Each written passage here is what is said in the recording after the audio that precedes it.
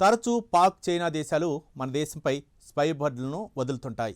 ఈ గూఢాచారి పక్షులకు వివిధ లేటెస్ట్ పరికరాలను అమర్చి దాని ద్వారా మన రక్షణ వ్యవస్థ రహస్యాలను రాబట్టే ప్రయత్నాలకు పాల్పడుతుంటాయి. ఈ సరిహద్దు దేశాలు దీంతో దేశ భద్రతలో నిమగ్నమయ్యే మన భద్రతా అధికారులు చివరికి ఆకాశంలో అనుమానాస్పదంగా ఎగురుతున్న పక్షులపై సైతం నిఘా పెడతారు. వీటికి అమర్చే GPS ట్రాక్ ద్వారా ఆ పక్షుల గూఢాచార్యంపై ఆరా తీస్తారు. ఇక ఈ క్రమంలో తాజాగా కర్ణాటకలో చైనా స్పై బర్డ్ తీవ్ర కలకలం రేపింది. ఈ స్పై బర్డ్ను ఇండియన్ నేవీ కోసం పంపిందేనా అన్న అనుమానాలు రేకెత్తుతున్నాయి. ఇక దానికి GPS ట్రాకింగ్ పరికరం, చిన్న సోలార్ ప్యానెల్ వెనుకొన్న మిస్టరీని ఛేదించే పనిలో పడ్డారు భద్రతా అధికారులు. ఇప్పటికే 10,000 కిలోమీటర్లు ప్రయాణించిన చైనా పంపిన సీగల్ పక్షి టార్గెట్ ఏంటి?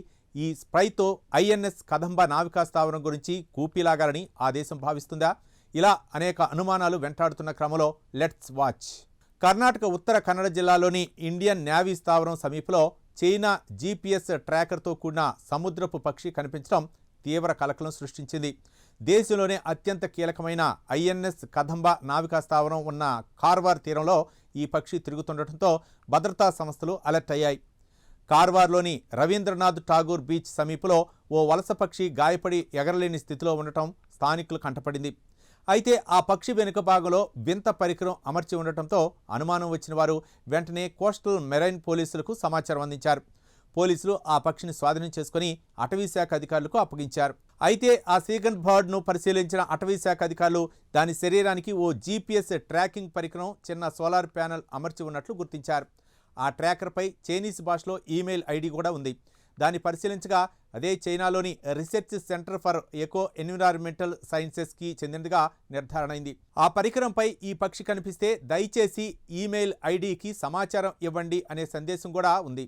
ఇక ఆసియా ఖండంలోనే అతిపెద్ద నావికా స్థావరంపై పేరుగాంచిన INS కదంబ సమీపంలో చైనా పరికరంతో కూడిన పక్షి కనిపించడంతో ఇది గూఢాచర్యానికి సంబంధించింది కావచ్చన్న అనుమానాలు బలంగా వ్యక్తమవుతున్నాయి. మరోవైపు దానిపై ఉన్న ఈమెయిల్ అడ్రస్ను బట్టి ప్రాథమికంగా కొంతమేరకు ఊరట దక్కిందనే చెప్పాలి. ఎందుకంటే ప్రాథమిక విచారణలో ఇది వలస పక్షుల కదలికలు, ఆహారపు అలవాట్లపై పరిశోధనలో భాగంగా అమర్చిన ట్రాకర్గా అధికారులు భావిస్తున్నారు. ఇక ఇది వలస పక్షుల అధ్యయనానికి సంబంధించిన శాస్త్రీయ పరికరమా లేక మరేదైనా భద్రతా ముప్పు ఉందా అనే కోణంలో దర్యాప్తు చేస్తున్నామని ఉత్తర కన్నడ SP దీపన్ MN అన్నారు. పక్షికి అమర్చిన పరికరంపై ఉన్న ఈమెయిల్ ID ద్వారా ఆ చైనా సంస్థను కూడా సంప్రదించే ప్రయత్నాలు మొదలుపెట్టారు అధికారులు. అయితే ఇది INS కదంబ దగ్గర ఓ డేగ ట్రాకింగ్ పరికరంతో కనిపించి కలకలాన్ని రేపింది.